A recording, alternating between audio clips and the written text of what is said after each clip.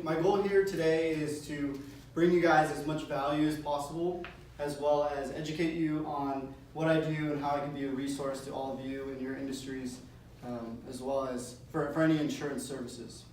So just to rewind a bit, I'm going to talk about kind of how I got to where I'm at today. I started working for Farmers Insurance when I was 18 years old. I had a great experience there. I worked with a farmer's agent here in Torrance.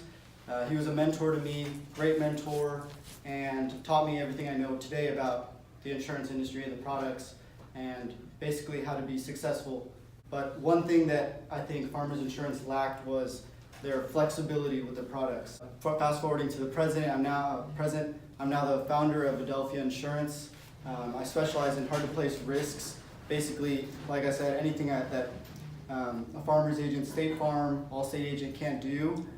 DUIs, unacceptable businesses, etc. So anything that's pretty much difficult. I now developed a strategy where I've kind of used social media to leverage my brand and myself in front of other professionals in my industry and surrounding industries. Getting into where I want to bring some value to you guys.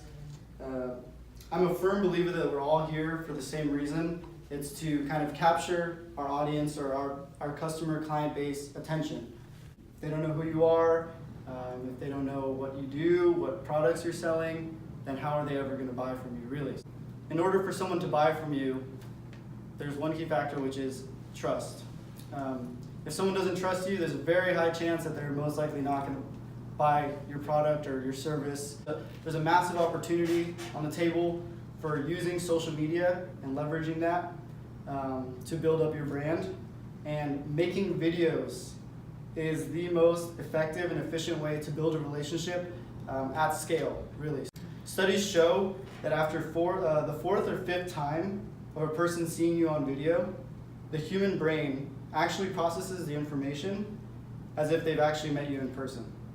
And if you want to get more complex with it, you can actually start targeting in more specific advertisements, demographics, age, as you guys might know with Facebook, Business Administrator, LinkedIn Premium, YouTube ads, Instagram. At the end of the day, all those platforms, if you're using those effectively and making videos, that's the fastest way somebody's going to build rapport with you quickly and allow them to trust you, know who you are, what you do, and more likely to, when they think of insurance or mortgages or real estate or whatever it is, they're most likely going to think back to you. And a big excuse that people make right now is that they have nothing to talk about. They're like uncomfortable being in front of a camera, and they have nothing to say. The most capturing thing when you make a video is your unique self.